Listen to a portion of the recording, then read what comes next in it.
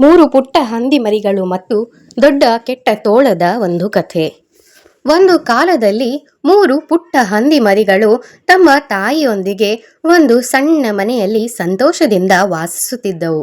ಒಂದು ದಿನ ತಾಯಿ ಹಂದಿ ತನ್ನ ಮರಿಗಳನ್ನು ಕರೆದು ಹೀಗೆ ಹೇಳಿತು: ನನ್ನ ಪ್ರೀತಿಯ ಪುಟ್ಟ ಮಕ್ಕಳೇ, ನೀವು ಈಗ ಬೆಳೆದಿದ್ದೀರಿ. ನೀವು ಪ್ರತಿಯೊಬ್ಬರೂ ನಿಮ್ಮ ಸ್ವಂತ ಮನೆಯನ್ನು ನಿರ್ಮಿಸುವ ಸಮಯ ಬಂದಿದೆ. ಆದರೆ ನೆನಪಿಡಿ, ದೊಡ್ಡ ಕೆಟ್ಟ ತೋಳದಿಂದ ನಿಮ್ಮನ್ನು ನೀವು ರಕ್ಷಿಸಿಕೊಳ್ಳಲು ನೀವು ಬಲವಾದ ಮತ್ತು ಸುರಕ್ಷಿತವಾದ ಮನೆಯನ್ನು ನಿರ್ಮಿಸಿಕೊಳ್ಳಬೇಕು ಎಂದು ಹೇಳುತ್ತಲೇ ಮೂರು ಪುಟ್ಟ ಹಂದಿಮರಿಗಳು ತಮ್ಮ ತಾಯಿಯನ್ನು ಅಪ್ಪಿಕೊಂಡು ತಮ್ಮದೇ ಆದ ಮನೆಗಳನ್ನು ನಿರ್ಮಿಸಲು ಹೊರಟು ಹೋದವು. ಪ್ರತಿಯೊಂದು ಹಂದಿಮರಿಯು ತನ್ನ ಮನೆಯನ್ನು ನಿರ್ಮಿಸಲು ವಿಭಿನ್ನವಾದ ಮಾರ್ಗವನ್ನು ಆರಿಸಿಕೊಂಡವು. ಮೊದಲ ಪುಟ್ಟ ಹಂದಿಮರಿ ಸ್ವಲ್ಪ ಸೋಮಾರಿಯಾಗಿತ್ತು. ಅದು ಕಷ್ಟಪಟ್ಟು ಕೆಲಸ ಮಾಡಲು ಬಯಸುತ್ತಿರಲಿಲ್ಲ. ಆದ್ದರಿಂದ ಅದು ತನ್ನ ಮನೆಯನ್ನು ಒಣ ಹುಲ್ಲಿನಿಂದ ನಿರ್ಮಿಸಿತು. ಅದು ತ್ವರಿತ ಮತ್ತು ಸುಲಭ ವಿಧಾನವಾಗಿತ್ತು ಮತ್ತು ಅದನ್ನು ಒಂದೇ ದಿನದಲ್ಲಿ ಮುಗಿಸಿಬಿಟ್ಟಿತು. ಮನೆಯನ್ನು ಕಟ್ಟಿ ಮುಗಿಸಿದ ನಂತರ ಆ ಹಂದಿ ಮರಿಯು ಈಗ ನಾನು ದಿನವಿಡೀ ಸಂತೋಷದಿಂದ ಆಡಬಲ್ಲೆ ಎಂದು ಖುಷಿಯಾಗಿ ಆ ಹುಲ್ಲಿನ ಮನೆಯೊಳಗೆ ಆಡತೊಡಗಿತು. ಇನ್ನು ಎರಡನೇ ಪುಟ್ಟ ಹಂದಿ ಮರಿಯು ಸ್ವಲ್ಪ ಶ್ರಮಶೀಲವಾಗಿತ್ತು. ಆದರೆ ಹೆಚ್ಚು ಸಮಯ ತೆಗೆದುಕೊಂಡು ಮನೆ ಕಟ್ಟುವುದು ಅದಕ್ಕೂ ಕೂಡ ಇಷ್ಟವಿರಲಿಲ್ಲ. ಆದ್ದರಿಂದ ಅದು ತನ್ನ ಮನೆಯನ್ನು ಕೋಲುಗಳಿಂದ ನಿರ್ಮಿಸಿತು. ಅದು ಒಣಹುಲ್ಲಿಗಿಂತ ಸ್ವಲ್ಪ ಬಲಿಷ್ಠವಾಗಿತ್ತು. ಎರಡನೇ ಹಂದಿ ಮರಿಯು ಕೂಡ ಕೋಲಿನಿಂದ ಮನೆಯನ್ನು ಕಟ್ಟಿ ಮುಗಿಸಿದ ನಂತರ ನನ್ನ ಕೆಲಸವೂ ಆಯಿತು, ನನ್ನ ಮನೆಯೂ ತಯಾರಾಯಿತು ಎಂದು ಅದು ಕೂಡ ತನ್ನ ಮನೆಯಲ್ಲಿ ಹರ್ಷದಿಂದ ಇರಲು ಆರಂಭಿಸಿತು. ಮೂರನೆಯ ಪುಟ್ಟ ಹಂದಿ ಎಲ್ಲದಕ್ಕಿಂತ ಬುದ್ಧಿವಂತ ಮತ್ತು ಶ್ರಮಶೀಲವಾಗಿತ್ತು. ಅದು ಅನೇಕ ದಿನಗಳ ಕಾಲ ಕೆಲಸ ಮಾಡಿ ಇಟ್ಟಿಗೆಗಳು ಮತ್ತು ಸಿಮೆಂಟನ್ನು ಬಳಸಿಕೊಂಡು ಬಲವಾದ ಇಟ್ಟಿಗೆಯ ಮನೆಯನ್ನು ನಿರ್ಮಿಸಿತು. ಈ ಮನೆ ನನ್ನನ್ನು ಯಾವುದೇ ಅಪಾಯದಿಂದಲೂ ರಕ್ಷಿಸುತ್ತದೆ ಎಂದು ಆ ಹಂದಿ ಮರಿಯು ಆತ್ಮವಿಶ್ವಾಸದಿಂದ ಹೇಳಿತು. ಹಾಗೂ ಆ ಎರಡು ಮರಿಗಳಂತೆಯೇ ಮೂರನೇ ಹಂದಿ ಮರಿಯು ಕೂಡ ತನ್ನ ಮನೆಯಲ್ಲಿ ಸಂತೋಷದಿಂದ ವಾಸಿಸಲು ಆರಂಭಿಸಿತು.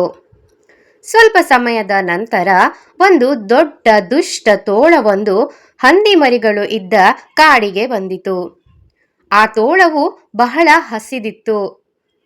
ಹೀಗೆ ಆಹಾರವನ್ನು ಹುಡುಕುತ್ತಾ ಬರುವಾಗ ಆ ಮೂರು ಹಂದಿ ಮರಿಗಳ ಮನೆಯು ತೋಳದ ಕಣ್ಣಿಗೆ ಬಿತ್ತು.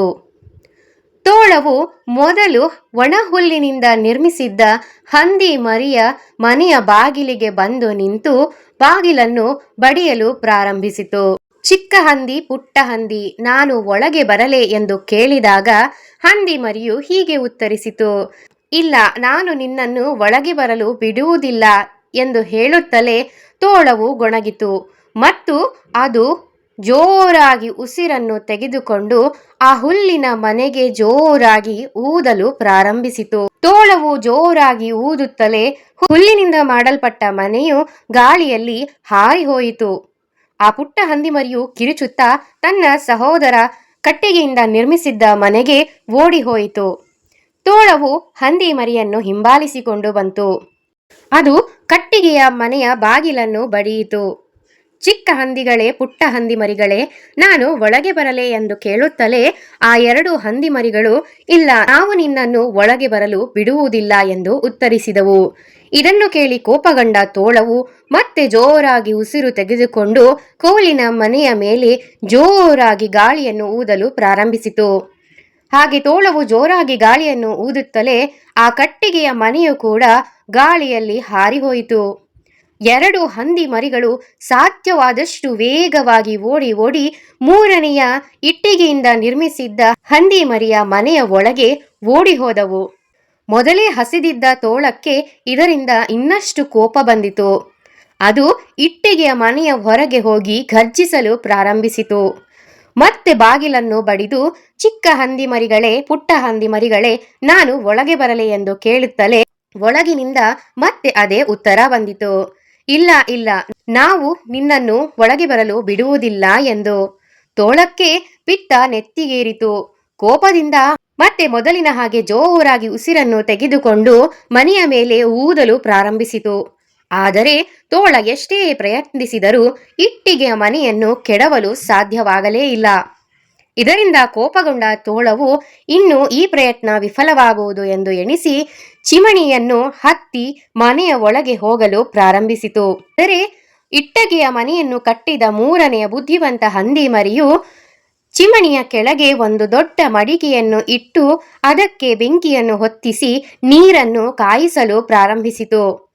ತೋಳವು ಕೆಳಗೆ ಬಂದ ತಕ್ಷಣವೇ ಅದು ಕುದಿಯುತ್ತಿರುವ ನೀರಿನ ಪಾತ್ರೆಯೊಳಗೆ ಬಿದ್ದು ಬಿಟ್ಟಿತು. ನೋವನ್ನು ತಡೆಯಲಾರದೆ ತೋಳವು ಅದೇ ಚಿಮಣಿಯಿಂದ ಹೊರಗೆ ಹಾರಿಹೋಯಿತು. ತೋಳ ಕೂಗುತ್ತಾ ಕಾಡಿನ ಒಳಗೆ ಓಡಿಹೋಯಿತು. ಅಸಹಾಯಕತೆ ಮತ್ತು ನೋವಿನಿಂದ ಬಂದ ದಾರಿಯಲ್ಲಿಯೇ ಹಿಂತಿರುಗಿ ಓಡಿಹೋಯಿತು. ಇದಾದ ಮೇಲೆ 3 ಪುಟ್ಟ ಹಂದಿ ಮರಿಗಳು ಪರಸ್ಪರ ತಬ್ಬಿಕೊಂಡು ತಮ್ಮ ಬಲವಾದ ಸುರಕ್ಷಿತ ಮನೆಯೊಳಗೆ ಸಂಭ್ರಮವನ್ನು ಆಚರಿಸಿದವು. ಇದರಿಂದಾಗಿ ಹಂದಿ ಮರಿಗಳು ಒಂದು ಪಾಠವನ್ನು ಕಲಿತರು. ಕಠಿಣ ಪರಿಶ್ರಮ ಮತ್ತು ಬುದ್ಧಿವಂತ ಆಯ್ಕೆಗಳು ಯಾವಾಗಲೂ ಸುರಕ್ಷತೆ ಮತ್ತು ಯಶಸ್ವಿಯನ್ನು ಕಾಣುತ್ತದೆ ಎಂದು. ಇದರ ನೀತಿ ಏನೆಂದರೆ, ಆಲಸ್ಯದಿಂದ ಮಾಡಿದ ಕೆಲಸ ತಾತ್ಕಾಲಿಕ, ಶ್ರಮದಿಂದ ಮಾಡಿದ ಕೆಲಸ ಮಾತ್ರ ಶಾಶ್ವತವಾಗಿ ಸುರಕ್ಷತೆಯನ್ನು ನೀಡುತ್ತದೆ.